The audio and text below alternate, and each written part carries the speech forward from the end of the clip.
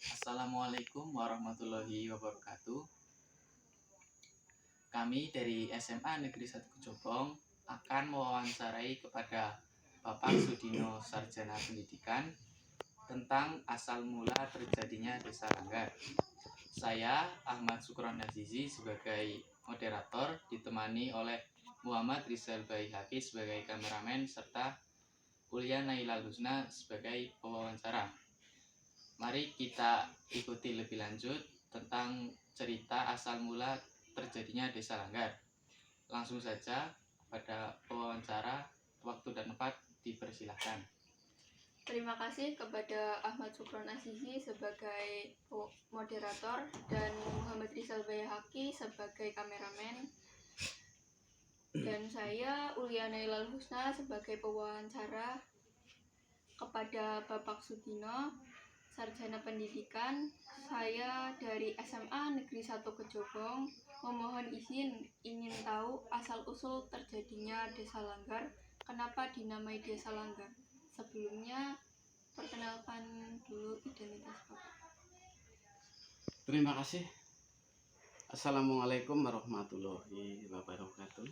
Waalaikumsalam Kepada adik-adikku SMA Negeri 1 Kejobong yang sudah hadir di gugukan saya ini, dan perlu atas permohonan adik-adik semua untuk mengenalkan diri. Nama saya Sudino Sarjana Pendidikan. Pekerjaan pensiunan Kasih Cagar Budaya Museum dan Sejarah Dinas Pendidikan dan Kebudayaan Kabupaten Purbalingga, membidangi sejarah di museum dan termasuk cagar budaya di wilayah Kabupaten Purbalingga.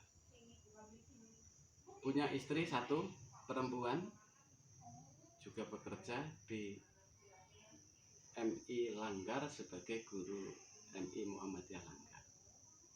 Punya 3 orang anak, yang satu laki-laki, nomor 2 laki-laki, nomor 3 juga laki-laki. Yang pertama sudah bekerja, tapi pekerjaannya sebagai driver atau supir ambulan rumah sakit Gudeng atau RSUD Kabupaten Purbalingga. Yang nomor 2 juga alumni SMA Negeri 1 Kejobong, tapi alhamdulillah insya Allah sudah di surga karena meninggal kecelakaan waktu sedang kuliah semester 7 di Universitas Muhammadiyah Purwokerto. Juga alumni SMA Negeri 1 Kejobong. Nomor 3 juga laki-laki, alumni SMA Negeri 1 Kejobong, baru lulus 1 tahun, tapi pada tahun ini atau pada hari ini tidak mau melanjutkan sekolah, dia inginnya bekerja. Alhamdulillah sekarang sudah bekerja di Bogor sebagai TNI Angkatan Udara. Itu sekilas perkenalan saya atau profil saya. Selanjutnya adik-adik meminta untuk menerangkan tentang asal-usul terjadinya desa. Tapi yang namanya sejarah memang kan ada sejarah lokal dan ada sejarah yang bukan lokal, termasuk ada tutur dan ada bahasa yang dikatakan sebagai yang ada tuntunannya tertulis dalam. Nah, marilah kita simak bareng-bareng asal mula terjadinya Desa Langgar. Desa Langgar merupakan desa yang wilayahnya terbesar di wilayah Kecamatan Kejobong pada zaman dulu. Yang saat sekarang Desa Langgar yang sebelah barat berbatasan dengan Desa Kejobong, Desa Kejobong ya betul, yang sebelah utara dengan Ketarpan, sebelah timur berbatasan dengan Timbang, sebelah selatan berbatasan dengan daerah Banjarnegara atau desa Pingit Rakit. Nah, memang desa Langgar pada zaman dulu itu desa yang terkenal dengan para orang-orang yang selalu banyak penjahat atau pencuri. Nah, sehingga di desa Langgar hampir setiap malam terjadi kejahatan, pencurian, perampokan, dan sebagainya. Karena desanya juga sangat luas dan sumber daya manusianya ya memang pada saat itu ya, karena untuk mencari makan itu sangat-sangat sulit, sehingga kalau tidak berbuat seperti itu ya bisa tidak makan, karena perekonomiannya juga masih sangat sulit, masih terjadi yang namanya anak-anak stunting atau kalau zaman sekarang ya namanya apa? Nah, kekurangan gizi. Sehingga rumah-rumah zaman dulu kan pagarnya menggunakan pagar bambu atau gedek. Itu di samping rumah itu banyak, kalau istilah Langgar ya banyak sangkrah.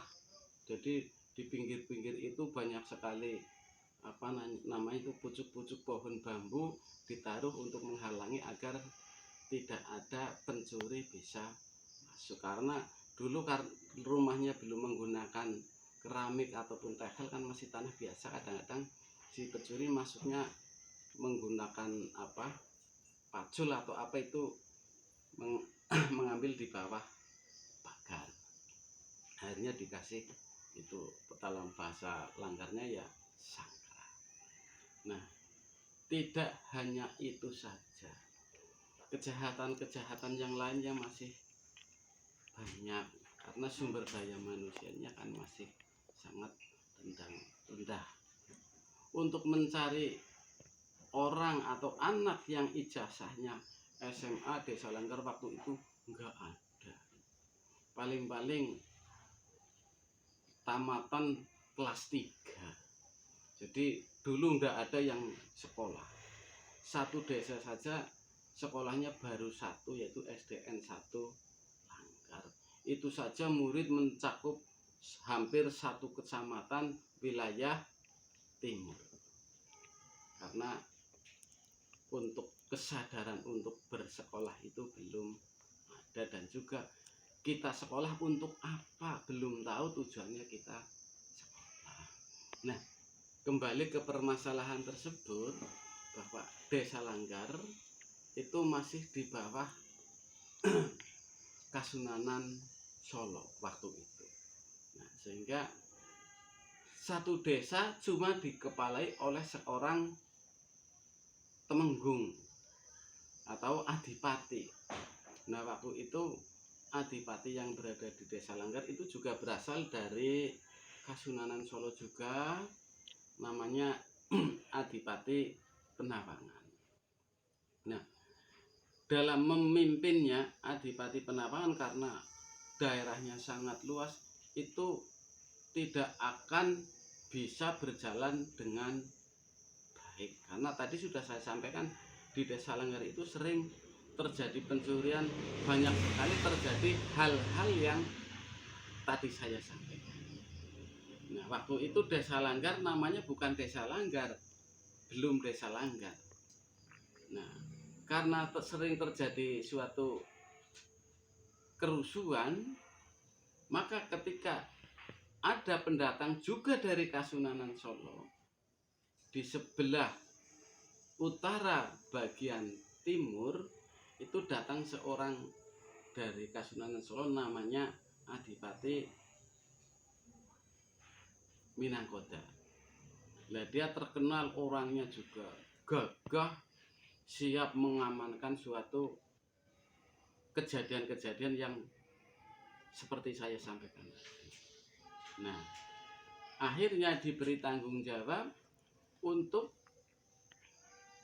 sebagai penanggung jawab daerah utara bagian timur. Nah, ada lagi yang datang lagi dari Kasunanan Solo lagi, itu namanya Adipati Padureksa di wilayah Kedarpan. Dia juga orang terkenal dengan gagahnya, sehingga dia untuk mengamankan wilayah utara bagian timur. Sehingga dalam satu desa itu yang sangat luas ada 3 pimpinan, tapi difokuskan kepada pimpinan satu, yaitu Adipati Manangmunung. Nah, saat itu perjalanan pemerintahan memang sangat harmonis, sangat baik, tidak terjadi kerusuhan-kerusuhan, karena kalau yang tertangkap sebagai perusuh, pencuri, penjahat dan sebagainya, dia akan dihukum dengan berat. Akhirnya suasana desa sangat harmonis. Nah, termasuk roda pemerintahan juga bagus. Masalah pajak atau yang dulu namanya bukan pajak tapi namanya upeti, dari Tumenggung dari Adipati Minangkoda juga setor ke Adipati Manangmunung.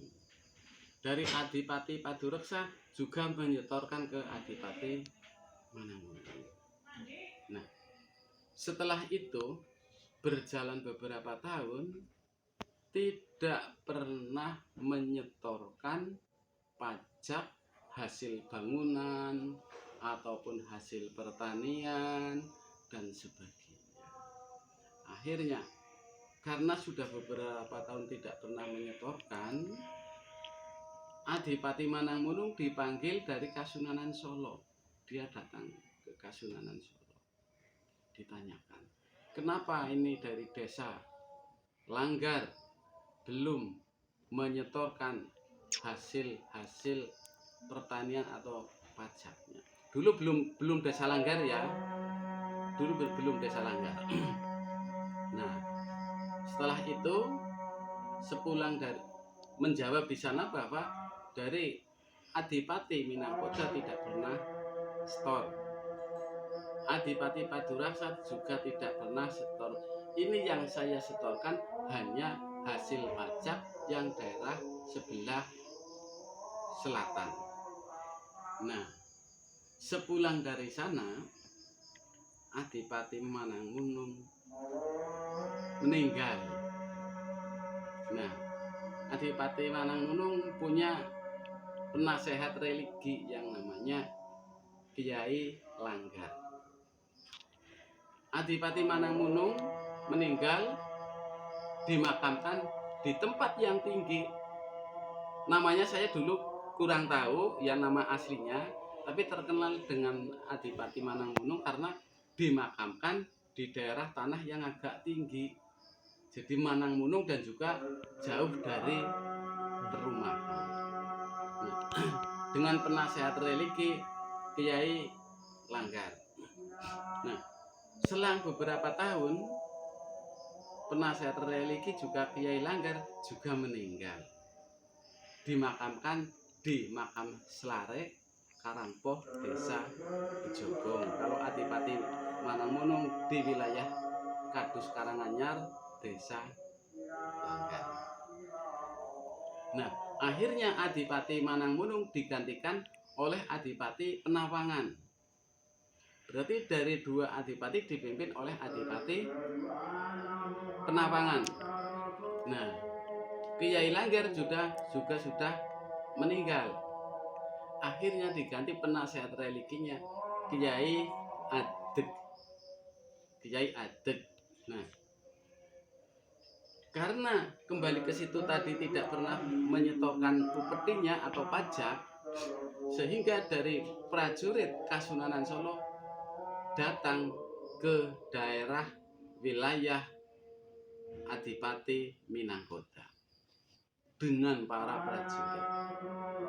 Tapi para para prajuritnya dari Kasunanan Solo cukup banyak, tapi si Adipati Minangkota tidak punya prajurit, sehingga terjadi peperangan.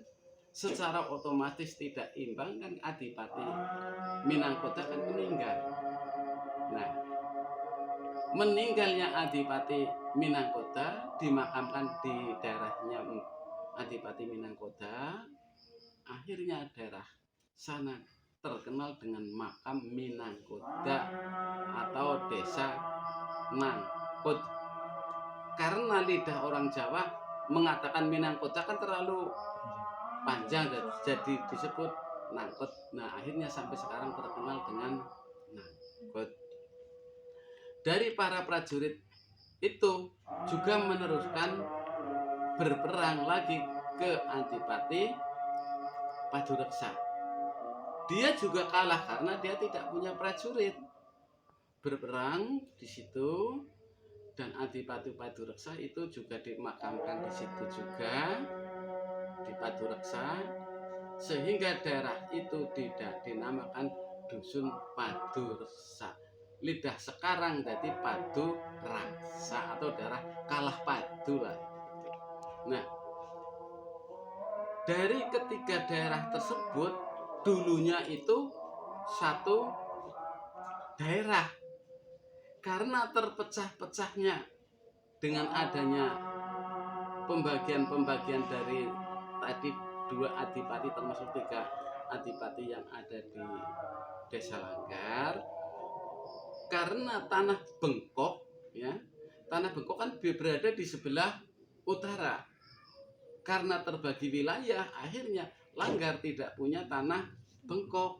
Yang tanah bengkoknya luas adalah di desa, khusus desa Minangkota atau desa Nangkut, sehingga sampai sekarang ada sebagian kecil yang di wilayahnya Adipati Padureksa, sedangkan di wilayahnya Adipati Penawangan tidak punya bengkok atau sebagai hasil atau gaji para perangkat desa. Nah, kembali lagi, akhirnya penasehat religi Kiai Adeg mengatakan itu sudah terjadi, bahwa seseorang kalau perbuatannya melawan norma agama, norma masyarakat, maka Allah kan tidak merestui, sehingga dia peperangan sempat kalah. Maka daerah ini karena termasuk adipatinya adipati punya penasehat religi dari Kiai Langgar, maka desa tersebut dinamakan Desa Langgar. Dan juga kepada warga masyarakat diusahakan jangan sampai melanggar sesuai dengan nama tadi yang namanya Kiai Langgar. Nah, setelah itu Adipati Manangmunung meninggal di kuburan juga di Karanganyar. Maaf, Kiai Langgar, terus yang keduanya penasehat religinya Kiai Adeg itu juga meninggal, dimakamkan di Selare Karangpoh Jepung, itu yang pagar kelilingnya menggunakan bambu luas, itu makamnya.